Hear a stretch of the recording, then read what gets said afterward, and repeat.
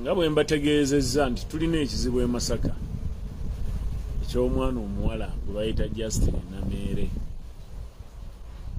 Kizibu sebo President mukama waffe ate era chairman wa party omuzira waffe yajja w'abazzukulu gwe twagala ennyo. Tulina ekizibu kya Nameere. Nze nange wendi wano kati ndi ku maggwa twafunye obuzibu kati ayogera ku Nameere gwe bakwata. Abaana bali mu makomera mbawulidde wano ng'olw'okuba baayogera ku Nameere. Naye nga mujjukire y'omu ku basinga okuvuma nze yanvuma nti mpunya. Ne sivangayo kumuwawaabira. Naye ye amwogerako gwe bakwata. Nameere kye ki Masaka? Tubadde n'abantu ab'amaanyi wano. Taata we yali Minister of Defense. Y'omu ku most respected people mu Masaka wano. Honorable Vincent Bamulanga Kisempijja. Neti yatigomyako ku bantu bw'ati. Kiwulira. Tuyina minister asinga obuganzi mu Masaka. Haruna Kyeyune Kasolo. Seke member. Alina security. Ne security tevanga yokwata abantu mu Masaka. Abamuvumye entakera nga ne Nameere kwali kuba muvuma. Ne Nameere amwogerako gwe bakwata. Avaya gwala nze mbawo kubanga nga batuusaako Justin Nameere bana NRM bagamba nti kizibu abafuukidde akayinja mu ngatto era obubaka bw'owulidde bamu ku bana NRM nga balooperaani chairman waabwe nga ye mukulembeze Yoweri Kaguta Museveni. Nze naawe gye binaggwera ffe tubaawo kubanga tugatuusaako. Ebya European Union byo byeyongedde okulanda era ababadde beebuuza nga mukyalina ebibuuzo bingi. Nze nno ndiwo kubanga kakutuusaako. Ono agambye nti ndowooza bulijjo kye mwagaliza embazi kibuyaga asudde. Hey! Nyabo European Union neera egenda kuddamu okutuula olukiiko olulala ng'era bakyali ku nsonga za ggwanga Uganda. Bakyali ku biri ebyaliwo mu kulonda. Twabagamba tugenda kukabanja mpaka kuwulira bubi. Kakati ye mwamusobe twagamba nga nti bw'omala okulonda tovaawo ku polling station wetumala wootandikira. Iyo bwongo n'alowooza wale tugenda kukwata miggo naga buli mundu gy'olaba erimu amasasi 140 sibayo 160 kati kuba okukabanja tekuliiko kkomo.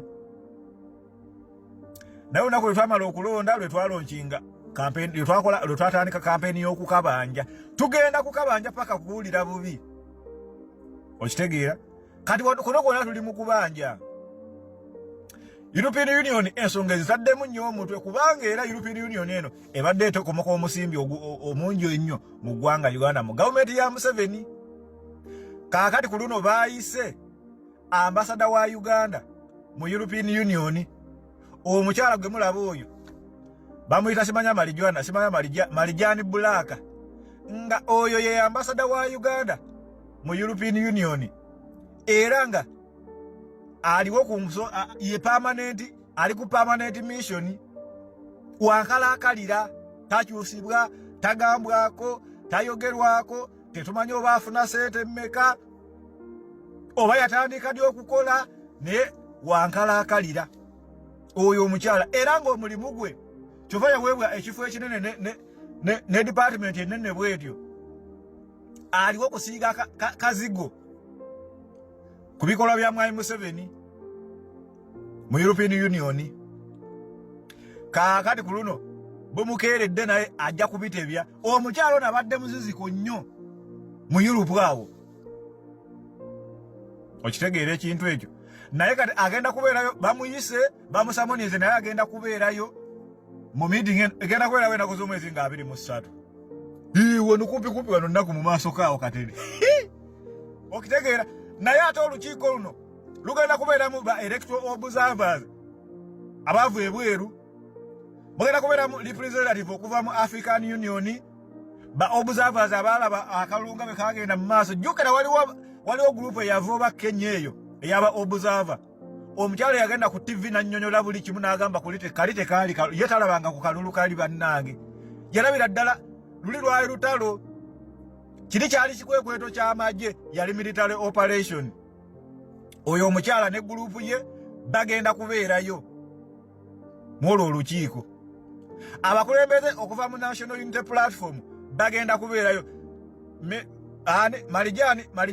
Marijwana Bulaka tagenda kulimba eyagambe nti bannange beboogera bya bulimba abantu baffe naffe gye bali abakulembeze okuva mu National Unity Platform bagenda kubeerayo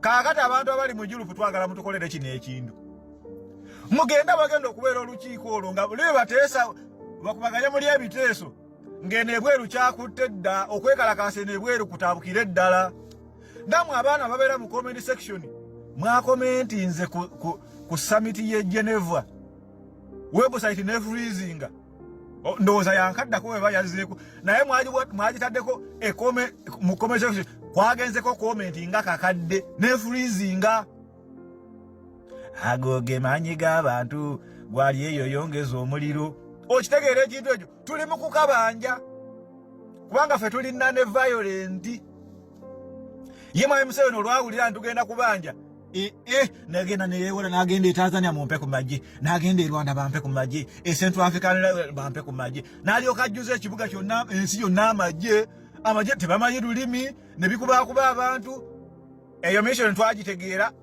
aba ne babeera ku Holland era baalufiiramu bambi omukama emyoyo gyabwe agiramuze kisa naye nga baali bateeserese okutta abasingako kwabo nekyamukisa mulungi nti mission eyo nayo yagaana tukyagenda mu maaso n'okukabanja kaakati tukyali ku European Union ekyagenda mu maaso okitegeera ekintu ekyo jjukira nti Mwami Museveni ensi ziringa 12 okwetoloola ensi yonna ezakamuyo zayoza obuwanguzi bwe ensi ezisigadde zonna ziganye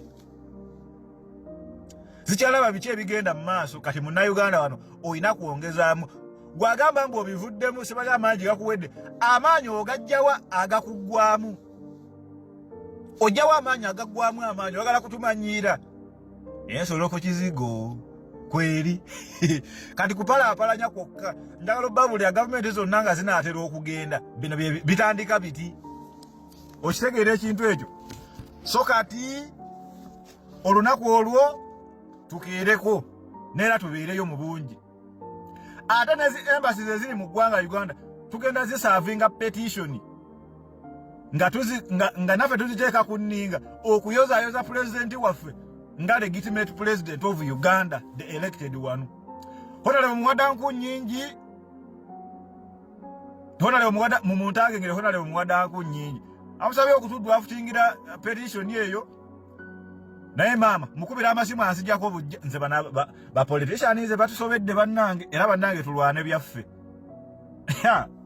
Ansijjako bujja. Era wadaga amanyi okudwaftinga petition yeyo bambi noonyako tubeeko kye tukola obudde nga bukyali twagala ebizigenda okutuuka ezo nnaku zeno meeting nga European Union offices mu Uganda nga tumaze obbateeka ku nninga nabo ulira si bigambo byange nze ndiwo okubanga mbatuusaako ebitambula era ebigenda mu maaso nagambye bimusuuseeko biki ebyo bimusuuseeko naffe bwe twetaaga okubanga tumanya bibino. Breaking news bino nange binsuseeko obunkenke bweyongera buli lunaku ate ku Mande ng'ennaku z'omwezi 23 tetugenda mu misango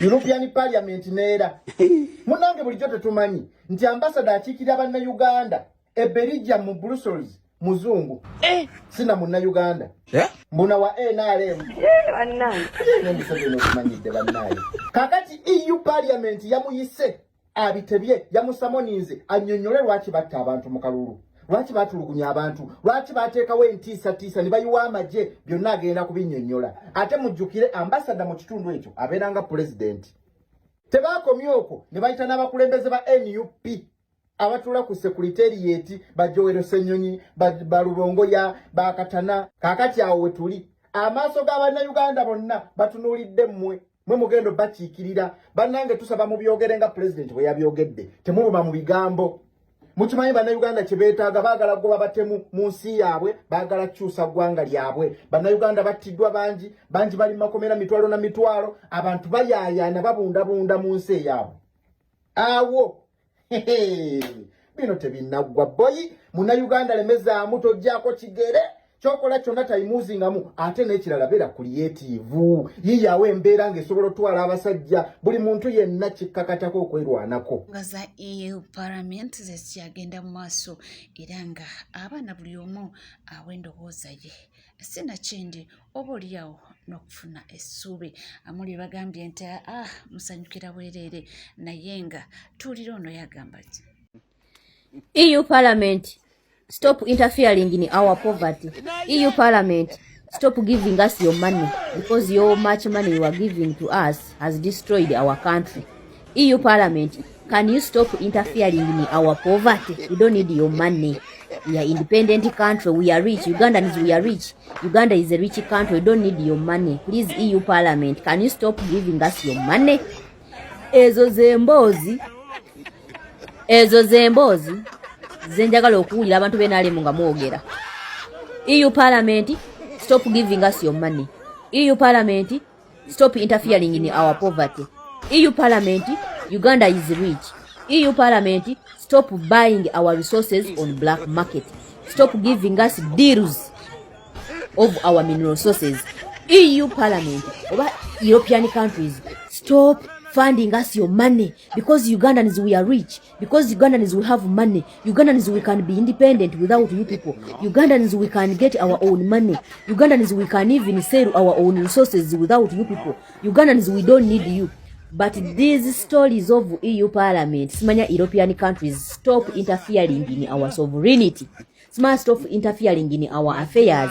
Smart stop interfering in our politics. Smart stop interfering in our smanya peace.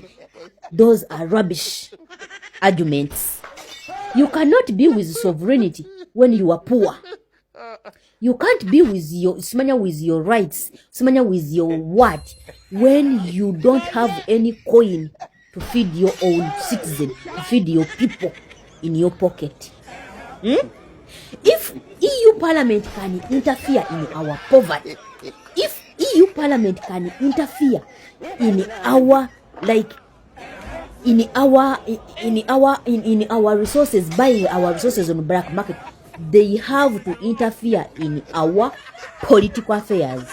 They have to interfere in our politics because they can also interfere in our poverty and fund us so much money. We wana avayo muntu wa NRM omu najja nangamba nti suubi 256 tugenda kwekalakasa ku EU Parliament balekerawo okutuwa sente nyingi ezonoonye eggwanga Uganda. Balekerawo okutuwa sente nyingi ezonoonye eggwanga lyaffe. Uganda tuli bagagga. Uganda we can live without them. Uganda we can handle our problems. Uganda we can handle our poverty. That's what I want to hear from you guys of NRM. But these stupid arguments, don't interfere in our sovereignty, don't interfere in our elections, don't interfere in our affairs, don't interfere in our peace. Those are rubbish arguments. You cannot be with sovereignty when you are poor. You cannot be with peace when you can't even feed yourselves. You cannot be with smanya affairs, smanya internal affairs. You cannot solve your problems when you can't even solve your financial problems. You cannot be with you cannot be with independent. You cannot be independent when you cannot even solve your poverty.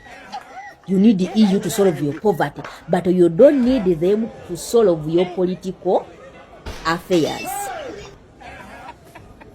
Abantu ba NRM banaye mwewumuzeeko. Njagala kubalaba nga muwandika ku mutimbagano nga mwekalakasa nti EU lekerawo okutuwa sente zammwe, tetwetwaga sente zammwe. Bannayuganda tuli bagagga, Uganda ngagga, tetwagala sente zammwe, mulekerawo okuzituwa. Era okumanya tetutazaagala sente zammwe, mulekerawo n'okweyingiza mu our sovereignty. Mulekerawo okweyingiza ne mu nsonga z'eggwanga lyaffe Uganda. Ngale bwe tutaagala mweyingize mu bwavu bwaffe, we can handle our poverty. EU Parliament, please. That's what I want to hear from you NRM hooligans. But these stupid arguments you are making right now when you are poor, when you can't even make your own medicine, when you can't even fund yourselves, when you can't even solve your poverty, when you can't even solve your financial affairs, please zip up. Zip up. Eyo EU gye mugoba, gye mugenda ne mukola deal nga mutunda ebyobugagga by'eggwanga Uganda ku black market. Eyo EU gye mugoba mu byobufuzi by'eggwanga Uganda. Yebavujjirira ensimbi empya n'enkadde mu byobulamu, mu by'amagye, mu by'ensoma, mu byaki, mu by'enguudo, mu by'okulambula, mu byagulika mu byaki. EU Parliament yebawa ssente. Lwaki ezo zote muzigaana? Lwaki ezo zote muzeekalakaasaako? Lwaki ezo zote muzikubira ndulu nti balekerawo okweyingiza mu bwavu bw'eggwanga Uganda because we can solve our poverty? Why don't you say that? Why? Don't you know that a beggar has no choice? Mwaba takimanyi nti omusabiriza taba na kwesalirawo. A beggar has no choice. Everyone who feeds you is the one who controls you. Omuntu yenna akuwa ekyokulya yakukontrolinga because without him or her you can die of hunger. So NRM hooligans, be humble please. Don't shout for us. Don't shout for the world because you are shaming yourselves. You cannot say that you don't need the EU to interfere in your sovereignty. That sovereignty you are saying you can't even feed yourselves. You need those people to feed your people. You need your people to fund you so that you can run your country. But you are there bragging, we don't need you to interfere in your sovereignty. You don't have any sovereignty when you don't have any coin on your own in your pocket to feed your people. You cannot be with peace when you can't even feed your people. You cannot be with peace when you can't even get medicine for your people on your own. You cannot be with sovereignty when you are poor. You need help, but you are talking about sovereignty. European countries, they are the one who have sovereignty, but you Ugandans, you don't have any sovereignty. You are poor. You need help. But you are here bragging about sovereignty. You don't even know the word sovereignty. You don't even know the word independent.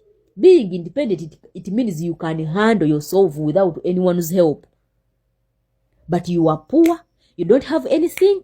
You are there miskina, but you are shouting for the world. You are shouting for the people. You NRM hooligans, please be humble.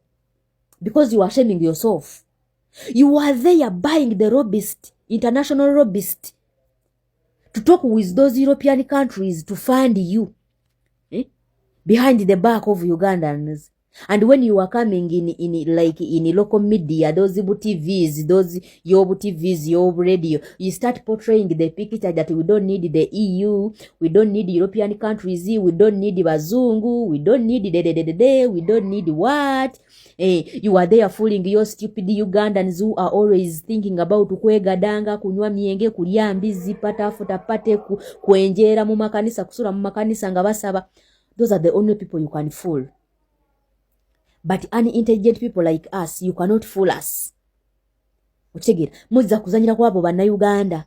But you need the European Union. European Union can enter in our sovereignty as long as they can enter in our poverty. Because they are the one who funds us. So, stop those mukomye byekisiru byammwe. Byemwogerako. Bwe muba temusobola kusolvinga bunaku bwammwe na bwavu bwammwe. It means temusobola na kusolvinga nsonga za byabufuzi bya ggwanga lyammwe. If EU Parliament can interfere in our poverty, it means they can also interfere in our politics. Get that in your mind. So mulekerawo akajanja. NCKTV teweerabira kubanga subscribinga, ringinga that notification bell, sharinga, likinga. Ebisigadde buteriva mawulire tujja kubanga tugakuweera, tujja kubanga tugakutuusaako wonna woli wonna w'osinzidde. Nkugamba bugambi nti gwe tuula butuuzikalira nywera buli kye weetaaga okuba ng'omanya wano wokka tujja kubanga tugakuwa era tujja kubanga tugakutuusaako mu bwojjovu bwagwo. Bingi nnyo ebigenda mu maaso era bingi nnyo ebyetooloola eggwanga Uganda. Amawulire mangi nnyo ge tufunye naddala agali negative, naye nga byonna nga weebiri ffe tubaawo kubanga tubatuusaako ebintu bingi nnyo bitambudde naddala mu mwaka guno omupya ebitali birungi naye nga mpola mpola tujja kuba nga tumalako. Weebale kuba naffe, weebale kutambula naffe, tukomawo tovaawo.